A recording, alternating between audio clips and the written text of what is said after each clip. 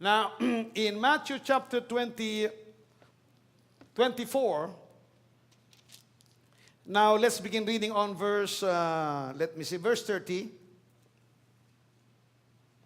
And then shall appear the sign of the Son of Man in heaven, and then shall all the tribes of the earth mourn, and they shall see the Son of Man coming in the clouds of heaven with what? Power and glory. Great glory. So, wala pong iba siyang tinutukoy dito, kundi yung kanyang second coming. And he shall send his angels with a great sound of a trumpet, and they shall gather together his elect from the four winds, from one end of heaven to the other. Now, verse 32.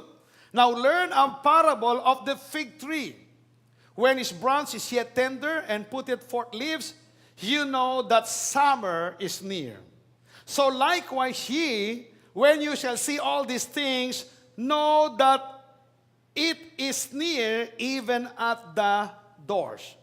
Verily I say unto you, this generation shall not pass till all these things be fulfilled. Now, another sign na kanya pong tinukoy, yung pong the sign of the fig tree. Now, in the Bible, the fig tree always represents the nation of Israel. Ang sabi niya, kapag ka nakita ninyo yung fig tree, ito'y muling namumulaklak, muling nagbubunga, sabi niya, it is a sign. Ang context po dito, yung second coming. It is a sign na malapit ng kanyang muling pagbabalik. And he said, this generation, itong henerasyon ito ay hindi po lilipas at mangyayari ang lahat ng ito. In other words, kapag ka nangyari po yung pong fig tree, yung sign of the fig tree, hindi po lilipas ang generation, mangyayari yung kanyang sinabi sa mga naunang talata, yung kanyang second coming particularly. Amen? Now, ito po'y tumutukoy po sa bansang Israel. Now, 70 AD, historically speaking, 70 AD, yung pong Jerusalem at ang Israel po ito po ay na-overthrow ng Roman Empire. Sinako po ng Roman Empire, at pagkatapos po, ang mga Hudyo po'y pinalaya sa kanilang sariling lupain. At ang mga Hudyo, sila po ay na-scattered all over the world. Amen? All over the earth. For almost 2,000 years, wala po silang sarili pong lupain. Yung pong mga Hudyo. You can just imagine. Kung saan-saan sila po napunta, sa Europe, sa Russia, Middle East, and then later on, napunta po sa England, sa America. Kung saan-saan po napunta yung pong mga Hudyo, wala po silang sariling lupain. Yung pong miracle, ito po yung nangyari, yung pong himala, na muli po silang ibinalik sa kanilang lupain after almost 2,000 years. Nangyari po ito 1948. For almost 2,000 years, yung pong Palestine, yung pong lupain po ng Israel, kung sino-sino po ang sumako po nito, mga hintil. And then later on, nung kapanahunan po ng mga Muslims, sinako po ito ng mga Muslims. And then later on, sinako po ito ng mga Turks.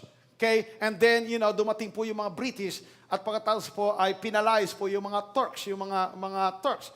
And then pagkatapos po, yung isang general sa British, General Allenby, ay tinanong po siya kung anong gusto po niya na kasi siya po yung nanguna. Pinangunahan po niya, paano sila nagtagumpay sa giyera, yung pong Great Britain. So tinanong po yung general, ano ba ang gusto mong maging reward sa iyo? Ang kanya naging request ay, gusto kong maibalik ang Israel sa kanilang dating lupain. Amen? Okay, and then, you know what? Just like that, pagkatapos po 1948, nagpirmahan na po, and then bumalik po ang Israel sa kanilang sarili lupain. So in other words, that is history, that is modern history. Amen? Okay? So in other words,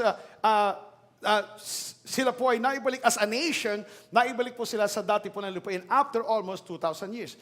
That in itself is a great miracle already.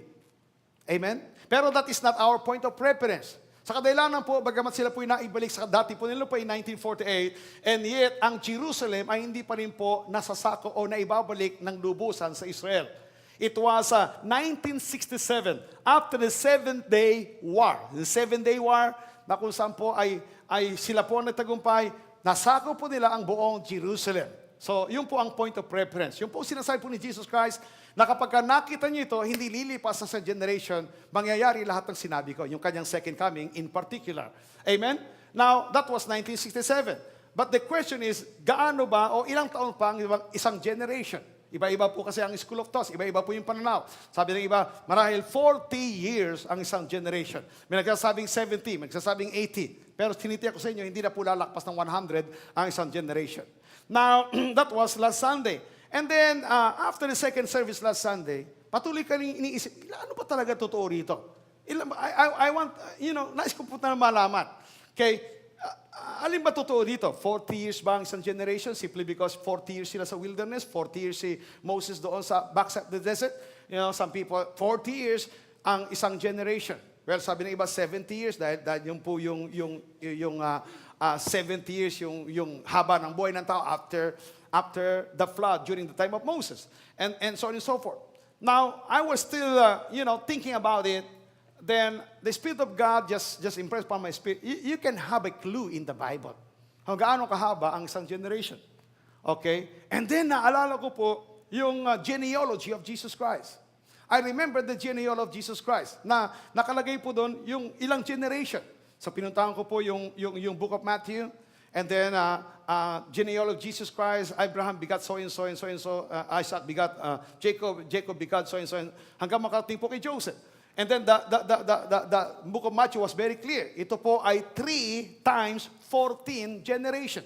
So that would be equivalent to 42 generation. Kaya lang problema ko, nagpasimula kay Abraham. From Abraham to Jesus Christ ay 3 times 14 generation. That would be equivalent to how many generation?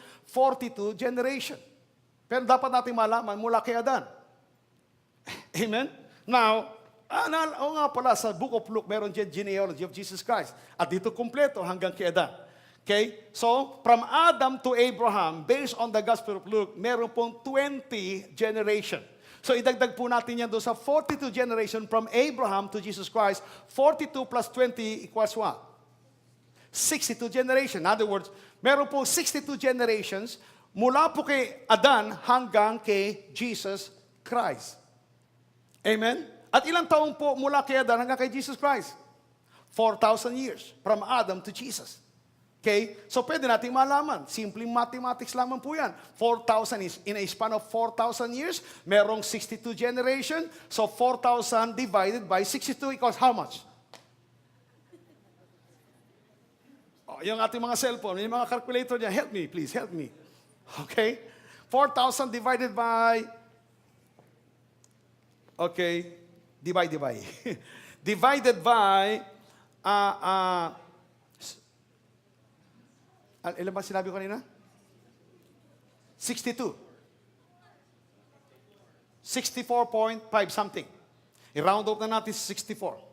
Amen? So, 64 generation. Okay?